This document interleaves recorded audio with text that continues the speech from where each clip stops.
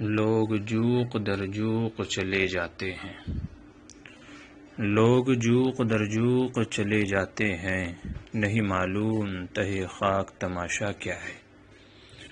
محترم دوستو، آج 25 نومبر ہندوستان کی 3 بڑی اہم شخصیات کا انتقال ہو گیا ہے۔ ہندوستان والوں کے لیے اور بالخصوص مسلمانوں کے لیے ان 3 شخصیتوں کا دنیا سے چلے جانا ایک ہی دن میں 24 گھنٹے کے اندر بہت بڑا خسارہ اور نقصان ہے۔ ان میں سے پہلی شخصیت ہے ملک کے معروف سیاسی رہنما اور کانگریس کے قداور لیڈر جناب احمد پٹیل صاحب کی۔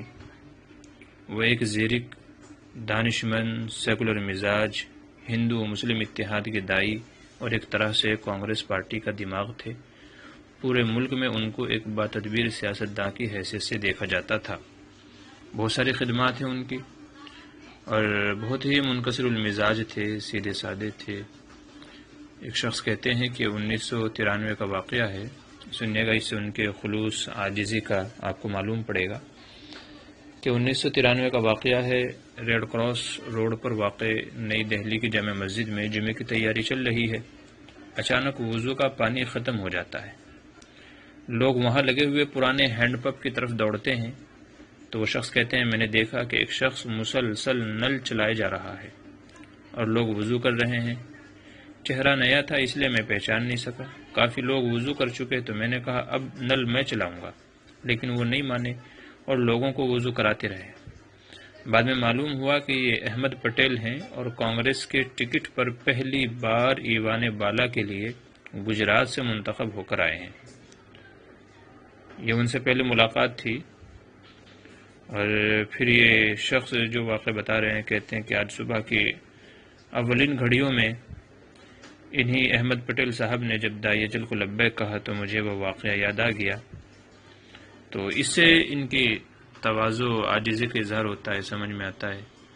باوجود یہ کہ کانگریس کے لیڈر تھے، منتخب ہو کر کے آئے تھے، مگر پھر بھی وضو کرنے والوں کے لیے پانی چلانا، نل چلانا، ہاتھ سے سب کو وضو کرانا، یہ واقعی بہت تواضع اور عاجزی کا کام ہے۔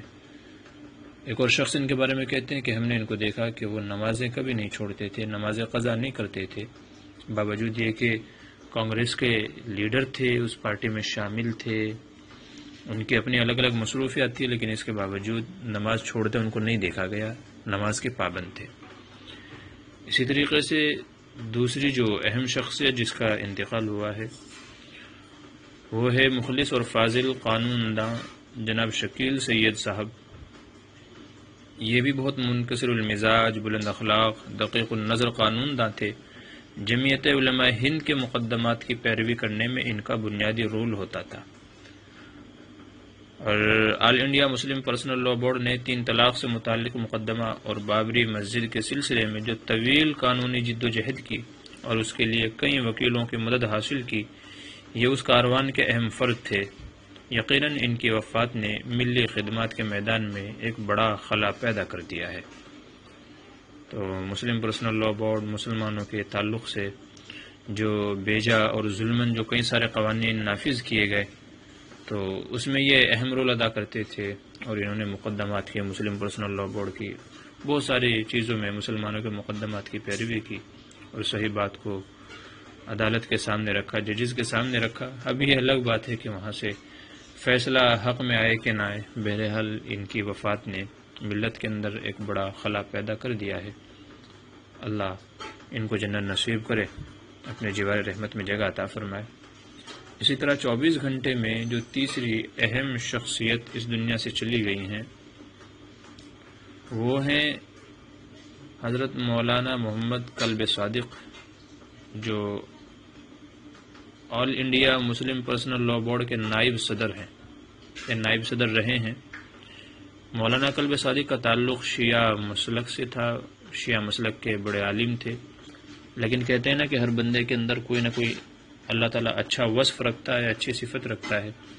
تو ان کے اندر سب سے بڑی اور اچھی صفت جس کے تعلق سے جانے جاتے تھے وہ یہ تھی کہ یہ ملی مسائل پر مسلک سے بالا تر ہو کر کے غور کرتے تھے اور مشترکہ مسائل کے لیے تمام مسلمانوں کو اتحاد کی دعوت دیتے تھے۔ اسی وجہ سے اہل سنت والجماعت کے حلقوں میں بھی ان کو بڑی عزت و احترام کی نگاہ سے دیکھا جاتا تھا۔ تو ان کی کوششیں یہی ہوتی تھی کہ کسی طرح جو کلمہ گو مسلمان ہیں، جو کلمہ پڑھتے ہیں، جو بھی ہیں، ابھی ہماری بدقسمتی ہے کہ ہم لوگ بدقسمتی سے کئی سارے فرقوں میں بٹ گئے، کوئی سنی ہے، کوئی دیوبندی ہے، کوئی وہابی ہے، کوئی بریلی ہے، کوئی غیر مقلد ہے، کوئی شیعہ ہے، پتہ نہیں کتنے سارے آج امت کے اندر فرقہ پیدا ہو گئے۔ مگر ان کی کوشش یہ ہوتی تھی کہ جو بھی اپنے آپ کو مسلمان کہتا ہے اور کلمہ پڑھتا ہے حضور صلی اللہ علیہ وسلم کا، تو ایک کلمہ گو ہونے کی حیثیت سے ان کو ایک پلیٹ فارم پر جمع کیا جائے۔ اس تعلق سے ان کے بیانات بھی ہوتے تھے جہاں بھی ضرورت پڑتی تھی، اور جب کبھی مسلمانوں پر ایسا وقت آتا، حکومت کی طرف سے یا کسی اور کی طرف سے ان کے اوپر مقدمات کیے جاتے، یا ہماری تعلیم پر یا ہمارے قانون کے اوپر وار کیا جاتا، تو یہ سب سے پہلے آتے تھے۔ اسی وجہ سے لوگ ان کی باتوں کو سنتے بھی تھے۔ تعلیم کے میدان میں بھی ان کی بہت ساری خدمات ہیں، اور کئی سارے کالجز، یونیورسٹیاں ان کے نام سے قائم ہوئی ہیں پچھلے کئی سالوں میں۔